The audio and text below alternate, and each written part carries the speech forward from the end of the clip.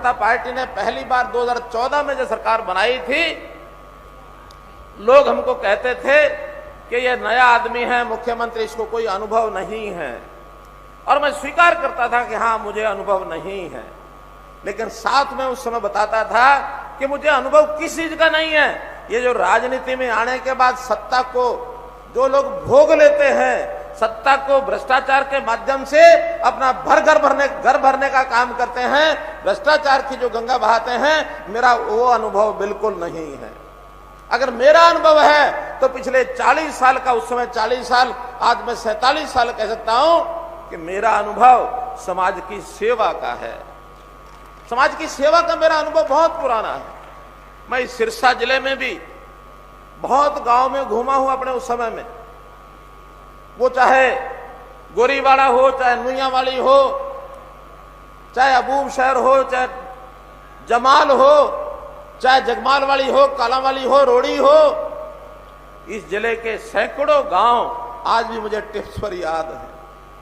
और वहां जाकर के हम लोगों ने समाज में अच्छाई कैसे फैलाई जाए, अच्छा काम करने के लिए एक अच्छा नागरिक कैसे बना जाए, इसकी बहुत बड़ी संख्या हमने यहाँ लोगों को अपनाई थी। आज मेज पर बैठे, यहाँ मंच पर बैठे हुए कम से कम 50% लोग ऐसे हैं जो मेरे उस समय के 1990 के साथी हैं। 1990 के आज 32 साल पुराने मेरे साथी हैं। हम लोगों ने बहुत काम किया है और उसमें आपका जो प्यार लगातार मिल रहा है, मैं उसको और आगे बढ़ाना चाहता हूं। ये ठीक है, राजनीतिक तौर पर शायद भारतीय जनता पार्टी को उतना ज्यादा परिणाम यहाँ अच्छा नहीं मिला, लेकिन मैं एक बात कह सकता हूं कि हमने विधानसभा में सदस्य किसी का रहा हो, हमने कभी भेदभाव नहीं किया। मेरा उन 2014 का नारा था, हरियाणा एक, हरियाणवी एक। मैं आज भी उसको दोहराना चाहूंगा। मैं कहूंगा हरियाणा एक, आप पीछे दोहराएंगे हरियाणवी एक, हरियाणा एक, हरियाणा एक, हरियाणा एक। मैं सारे हरियाणा को एक मानता हूं। ये मेरा 2.5 करोड़, 2.25 करोड़ लोगों का ये मेरा परिवार है। मैं इस परिवार के नाते से जिसकी जो जरूरत है उसको पूरा करने के लिए जो सत्ता का उपयोग है, इस नाते से करूंगा कि मेरे समाज का कोई व्यक्ति दुखी ना हो, कोई परिवार दुखी ना हो, हर किसी के खुशहाली की मैं कामना करता हूं। और वैसे सरकार के हम काम भी करते हैं। हमने पिछले 7 साल में अनेक काम किए हैं।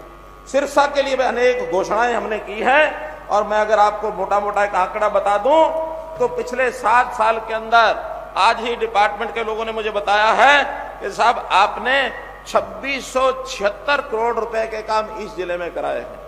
2676, 5 विधानसभाएं हैं, 500 से भी ऊपर, 525 करोड़ रुपया हर विधानसभा में।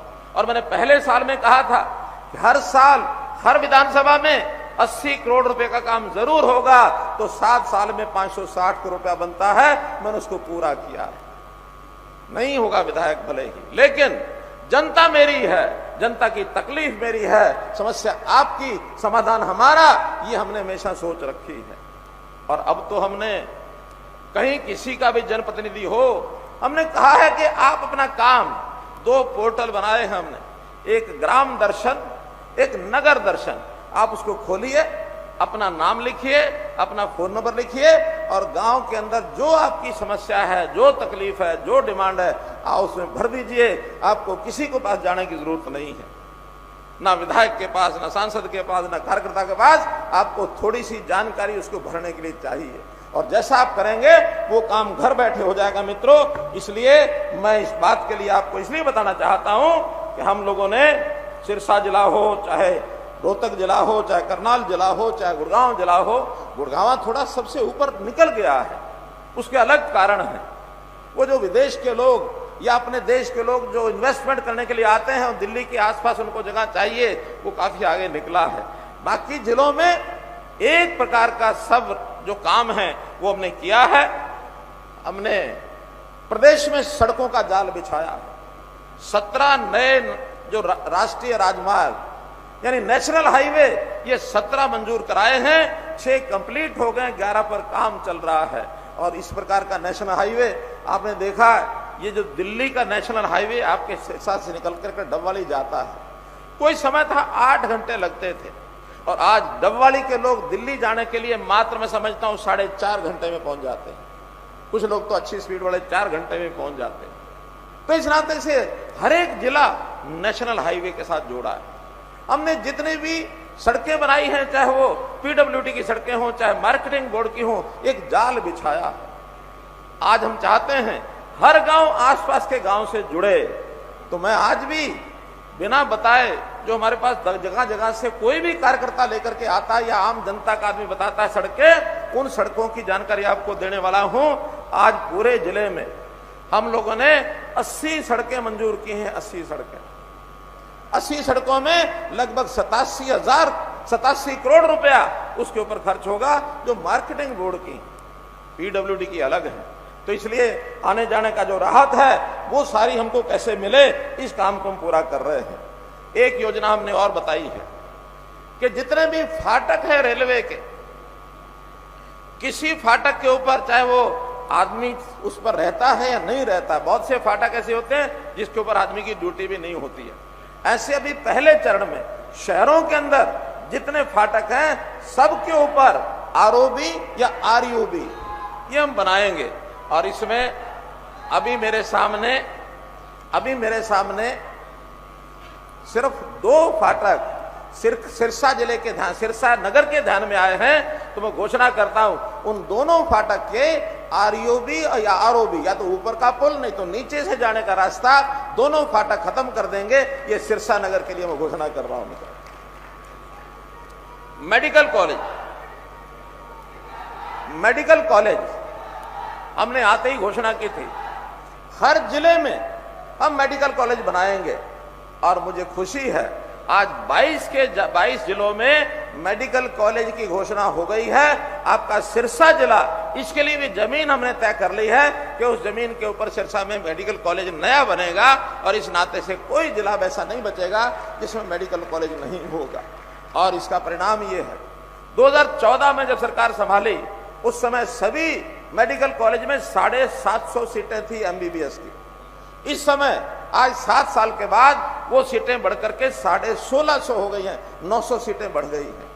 और जैसे सब जिलों के मेडिकल कॉलेज आने वाले 2, 3, 4 साल में पूरे हो जाएंगे, कोई 2 साल में, कोई 3 साल में जब पूरा हो जाएगा, और जब सब कॉलेजेस के अंदर मेडिकल कॉलेज में एमबीबीएस की सीटें होंगी, वो 2900 सीटें हो जाएंगी। 2900 सीटें।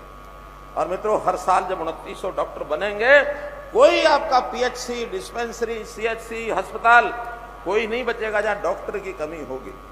आज डॉक्टर की कमी हमारे यहां है, लेकिन डॉक्टर तो आखिर डॉक्टर पढ़ाने के बाद बनता है, उसके बिना तो आ नहीं सकता। तो इसलिए डॉक्टरों को पढ़ाने की हमने पुरजोर कोशिश की है। हरियाणा में भी हो रही है, पूरे देश में हो रही है। और हमें हर साल अगर 2000 डॉक्टर मिल जाते हैं, बाकी 900 डॉक्टर कहीं विदेश जाए, दूसरे प्रांत में जाए, हमें चिंता नहीं, 2000 डॉक्टर हर साल मिलते हैं, तो हमारी जो 26-27 हजार डॉक्टरों की इस समय आवश्यकता है वो हमारी पूरी हो जाएगी। इस नाते से हमने किया है। मित्रों, पढ़ाई के कॉलेज के नाते से हमने तय किया था कि 20 किलोमीटर के अंदर, यानी 20 किलोमीटर की दूरी बाद एक कॉलेज जरूर होगा। लड़कियों का हो जाए अलग तो ठीक, नहीं तो कोएड कॉलेज होगा, ताकि किसी बच्चे को, लड़की को पढ़ाई करने के लिए 10 किलोमीटर से ज्यादा सफर न करना पड़े।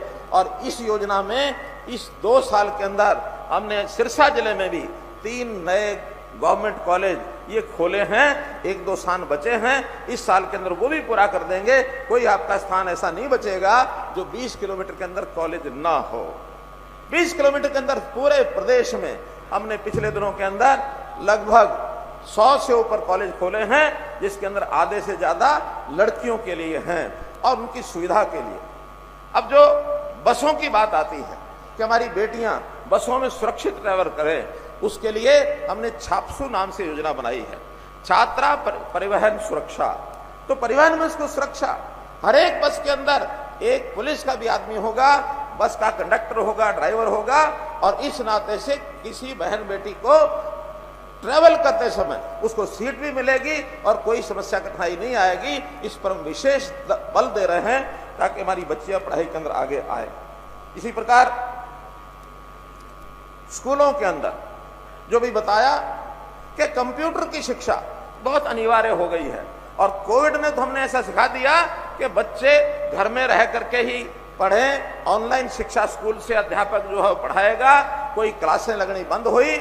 उस समय जो अच्छे बच्चे थे संपन्न परिवारों के, उनके पास तो कंप्यूटर भी था, मोबाइल भी था, टेबलेट भी था, सब कुछ था। लेकिन गरीब परिवारों के पास बच्चे ऐसे, यानी ना उनके पास मोबाइल था ना कंप्यूटर था। हमने अभी पहले चरण में 10वीं 11वीं 12वीं के सब बच्चों को, चाहे वो अमीर है गरीब है, अब सबको हमने, और टेबलेट जिससे वो घर बैठे भी अपनी पढ़ाई कर सकते हैं, और अध्यापक भी जो बच्चा कमजोर है उसको अतिरिक्त यानी शिक्षा कराएगा।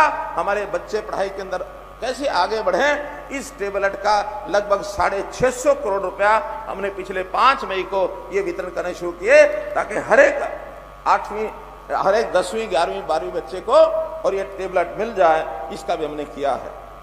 शिक्षा को सुधारने के लिए हमारे सरकारी स्कूलों में शिक्षा की कमी थोड़ी बताई जाती रही है, लेकिन लगातार हम लोगों ने शिक्षा में सुधार किया है।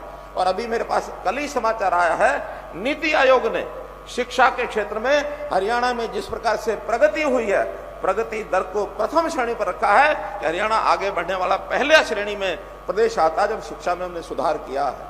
हमने सामान्य स्कूलों के अलावा संस्कृति मॉडल स्कूल ये बनाए हैं, ताकि वहां अध्यापक भी एक अलग कैडर उनका होगा और वहां पढ़ाई की व्यवस्था भी अलग होगी। उसके लिए 500 स्कूल नए, जो जिसको संस्कृति मॉडल स्कूल रहेंगे, और वो सीबीएसई से एफिलेट होंगे, इंग्लिश मीडियम होंगे, ऐसे सरकारी स्कूलों की, और इनकी डिमांड बहुत बढ़ गई है। हमारे लगभग 2 लाख बच्चे ये उन स्कूलों में बढ़ गए इसके कारण से। मित्रों, रोजगार की बात कही गई, उद्योगों की बात कही गई।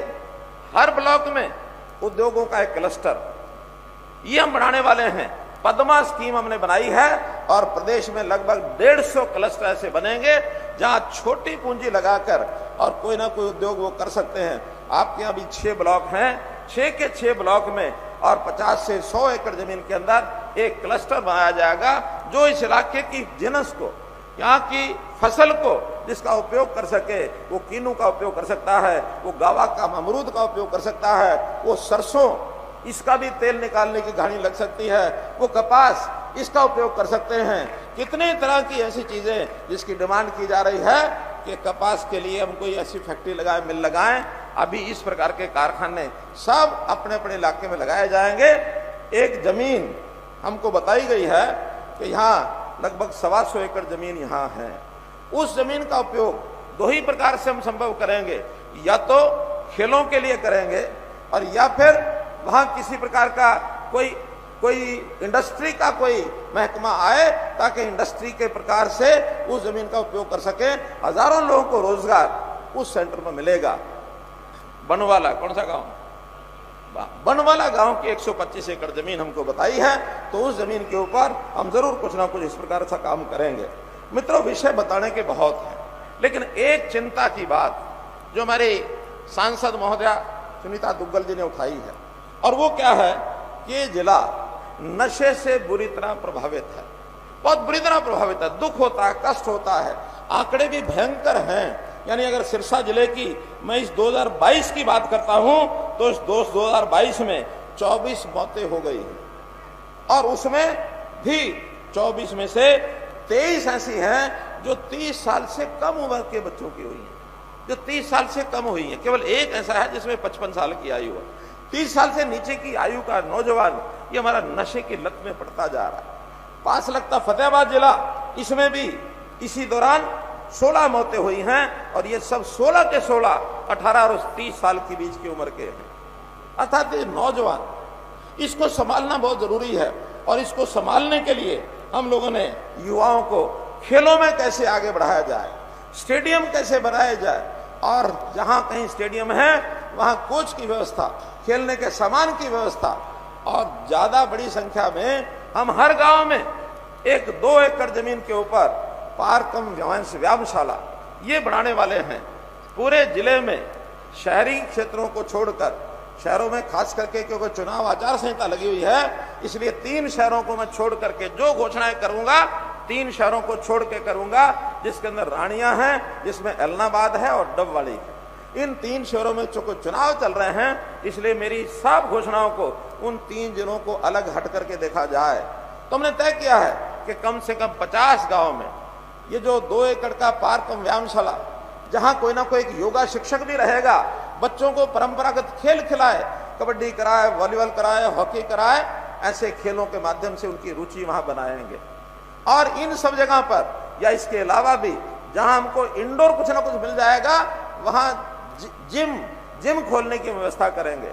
फिर वो 50 गांव हो, 60 हो, 70 हो, 100 हो, सब जगह 5 लाख से लेकर 10 लाख रुपए तक का जिम की व्यवस्था इन बच्चों को लिए करेंगे, ताकि उसके अंदर उनका मन लग जाए, खेल में आगे बढ़ें। खेल में आगे बढ़ेंगे, रोजगार में आगे बढ़ेंगे, तो कम से कम इस नशे की लत से वो छूटेंगे। ऐसी एक लंबी प्लान हमने बनाई है। हमने नर्सरियां, खेलों की नर्सरियां, इसका भी लगभग 1000 नर्सरी हरियाणा में बनने वाली है। इसमें भी 50 नर्सरी इस जिले के हिस्से में आती हैं। मैं कहता हूं 50, चाहे प्राइवेट स्कूल हो, चाहे सरकारी स्कूल हो, हर बच्चा जो नर्सरी में खेल खेलेगा उसके लिए भी स्थायी फंड है। जो उनका शिक्षक उनको खिलाएगा उसको भी अतिरिक्त आय उसमें होगी। तो इसलिए इस नर्सरी को भी सरकारी या प्राइवेट स्कूल अपने पास ले सकते हैं।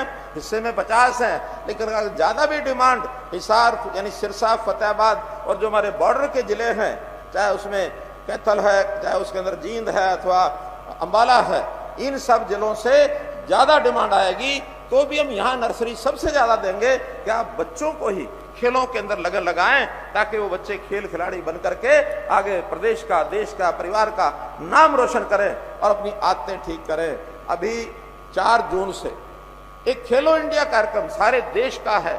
वो 15 साल से 19 साल तक के बच्चे उसके अंदर कंपटीशन के लिए आएंगे। 8500 बच्चे पंचकुला के अंदर आएंगे। राष्ट्रीय स्तर का कार्यक्रम है। तो हम अपने बच्चों को, जो माता पिता यहाँ बैठे हैं, बच्चों को खेल के लिए प्रोत्साहित करो, व्यायाम के लिए करो, योग के लिए करो, और जो बड़ी आयु के हो गए उनको रोजगार के लिए बहुत योजनाएं हम दे रहे हैं। उन योजनाओं में आगे लेकर के आए। इस नाते से हमने एक मुख्यमंत्री अंत्योदय परिवार उत्थान योजना ये बनाई है। परिवार पहचान पत्र के माध्यम से जिन परिवारों की आय 1 लाख से कम है, ऐसे परिवार के एक नौजवान को काम देने की योजना हमने बनाई है। उसकी पहले ट्रेनिंग कराएंगे, सिखलाई कराएंगे, उसको जो काम करना है उसके लिए उसको लोन लेके देंगे, सरकार की सब्सिडी देंगे, सरकार से ग्रांट देंगे, ताकि उसकी आय डबल कैसे हो सके। 1 लाख से 2 लाख रुपए साल कैसे वो कमा सकता है। ऐसे परिवारों को हमने चुन करके, लगभग 7 लाख परिवार हैं, ये हमारी परिवार पहचान पत्र में सबकी एक प्रकार से उनकी हमने सर्वे करा लिया है, और सर्वे में उन परिवारों की पहचान हो गई है। उस परिवार में जो लोग काम नहीं करते, करना जानते नहीं, उनको करना भी सिखाएंगे, उनका मन भी बनाएंगे। कभी कभी योग्य उतना नहीं होता युवक, लेकिन एक बात दिमाग में ठान लेता है कि मुझे सरकारी नौकरी करनी है। मित्रों, सबको समझाओ, सरकारी नौकरी योग्यता पर मिलेगी, और आपके जिले में मिल भी रही है बहुत, ऐसा नहीं कि नहीं मिल रही है। लेकिन फिर भी जो बच्चे सरकारी नौकरी प्राप्त नहीं कर सकते, पहले से ही समझाएं कि आप अपना कोई काम करो, अपना काम करके आय बढ़ाओ। इसलिए सरकारी नौकरी में केवल वही आगे बढ़े जो पढ़ाई में होशियार हैं, बाकी सब अपने काम में लगे, ताकि परिवार का पालन पोषण ठीक से हम कर सके। मित्रों, इसी प्रकार जो परिवार पहचान पत्र की मैंने बात बताई है, इसमें बहुत सी ऐसी चीजें हैं जो आपको घर बैठे मिलेंगी। यानी आपकी आय अगर 1,80,000 से नीचे है और उसमें किसी का पीला कार्ड नहीं बना बीपीएल का, तो घर बैठे पीला कार्ड मिलेगा। आपकी जानकारी के लिए पिछले 2 महीने में सिरसा जिले में 42,000 नए राशन कार्ड, पीले राशन कार्ड बने हैं। 42,000। आपको जिन जिन को ये जानकारी है, चाहे अपना बना हो चाहे किसी पड़ोसी का बना हो, इन 2 महीने में नया राशन कार्ड बीपीएल का पीला कार्ड बना है, ऐसे जरा जो जानकारी है जरा हाथ खड़े कर दो एक बार। इतने सारे लोग हाथ खड़ा करें, महिलाएं भी करें, बाकी भी।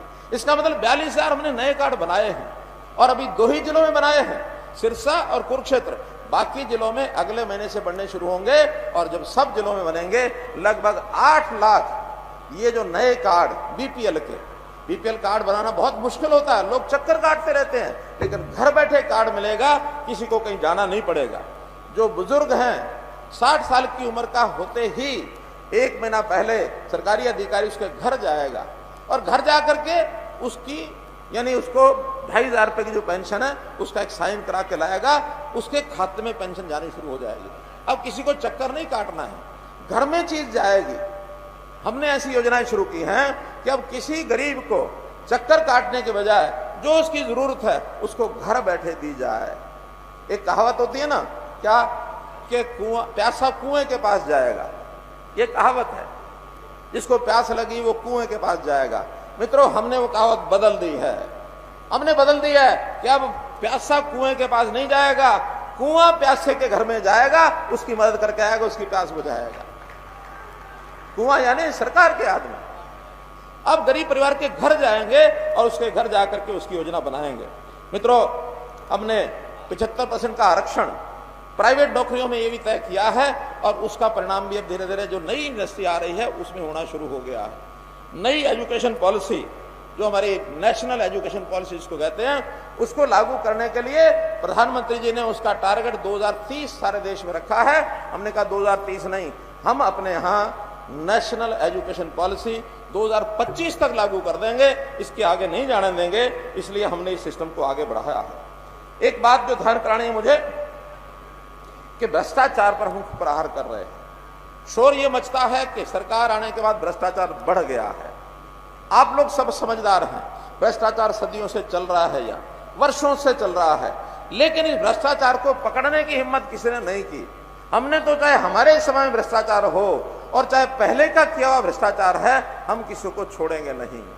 और बहुत दर्जनों लोग, सैकड़ों लोग इस भ्रष्टाचार की गिरफ्त में आ गए हैं। खास करके ये जो नौकरी लेने के लिए गलत प्रकार से लोग बिना जाए हुए कहीं ना कहीं पैसा देकर या किसी दूसरे आदमी को भेजकर कहीं परीक्षा परिणाम करवाता था, ये हमने पकड़ने शुरू किए हैं। लगभग 800 लोग जेलों के अंदर हैं और 300 की तलाश है जो भागे हुए हैं। ऐसे 1100 लोग पकड़े हैं हमने और संदेश दे दिया कि जो पढ़ के आएगा खुद अपने दिमाग से, अपनी बुद्धि से, योग्यता से जो नौकरी लेगा वो आएगा। ये नौकरी बिकने का काम ये नहीं होगा, खर्ची पर्ची नहीं चलेगी। और भ्रष्टाचार को मैं ये कहता हूं, भ्रष्टाचार का काल मनोहर लाल। अगर किसी को भ्रष्टाचार की जानकारी मिले तो मित्रों हमारे पास भेजो। आधी रात को भी जानकारी मिलेगी तो उसको पकड़ने का, अगर कोई सूत्र आप देते हैं तो तुरंत पकड़ा जाएगा। अगर आप सूत्र नहीं देते, केवल जानकारी देते हैं, उसको पकड़ने का हम प्रयास करेंगे। और बहुत जल्दी भ्रष्टाचार, चाहे ये नेताओं का हो, चाहे अफसरों का हो, चाहे कर्मचारियों का हो। और एक बात थोड़ी सी कड़वी कह रहा हूं, कड़वी ये है कि इस भ्रष्टाचार में कभी कभी जनता के लोग भी मिल जाते हैं। गलत ढंग से कोई फायदा लेना चाहते हैं सरकार से और गलत ढंग से जाएंगे तो फायदा मानो 50,000 का मिलना है तो 60-60 कर लेंगे। भाई ये तो दे दे, 20,000 तेरे, 30,000 मेरे। ये बंदरबाट भ्रष्टाचार में जनता के लोगों के माध्यम से नहीं होनी चाहिए। और इसके प्रहरी भी हम हैं, इसके चौकीदार भी हम हैं। कोई गलत काम अगर करता नजर आता है उसको निडर बेखौफ होकर बताइए, बताने वाले का नाम बिल्कुल गुप्त रखा जाएगा, किसी को उसकी जानकारी नहीं दी जाएगी। आप समाज का भला करना है तो इन बातों में मेरे साथ आएंगे तो हम लोग इसको करेंगे। अपने भ्रष्टाचार को रोकने के लिए अपना विजिलेंस डिपार्टमेंट, जो हमारा विजिलेंस विभाग है, उसको मजबूत किया है। पहले विजिलेंस डिपार्टमेंट केवल स्टेट गवर्नमेंट पर एक होता था, हमने उसको 7 हिस्सों में कर दिया। एक स्टेट का, 6 हमारे डिविजनल कमिश्नर जहां होंगे वहां भी अलग अलग से विजिलेंस ब्यूरो, ये हमारा काम करेगा, जिसमें पुलिस के अधिकारी भी होंगे, विजिलेंस के अपने लोग भी होंगे, एडमिनिस्ट्रेशन के भी होंगे, ताकि जो छोटी बड़ी हर जगह भ्रष्टाचार की शिकायतें मिलती हैं, छोटी छोटी शिकायतें जिले में वो अपने आप डील कर सकते हैं। मित्रों, विषय तो बताने के लिए बहुत है। सिरसा हमारा ऐसा एक स्थान है जो बहुत ही ऐतिहासिक शहर है, इसके इतिहास को भी हम बढ़ा के रखना चाहते हैं। अब हम 2-3 घोषणाएं जो यहाँ आके बताई हैं वो, और जो मेरे पास पहले भेजी गई थी, उन सब घोषणाओं की मैं चर्चा आपके सामने जरूर करना चाहूंगा, क्योंकि बहुत से लोग तो शायद उसी इंतजार में बैठे हैं कि हमारे लिए हमारे नेताओं ने जो बातें रखी हैं उसमें से क्या किया गया है। पहली तो बात, ओटू झील के किनारे या उसके 10-20 किलोमीटर आसपास जो किसान हैं, मुझे पता है कि ओटू की मिट्टी वो उनके लिए सोना है, खाद भी है, मिट्टी भी है। और पीछे 2-2 हजार रुपया ट्राली का भी दे करके उन लोगों ने अपने खेत में मिट्टी डलवाई है। बड़ी ट्राली 2000, छोटी ट्राली 1500, 1500।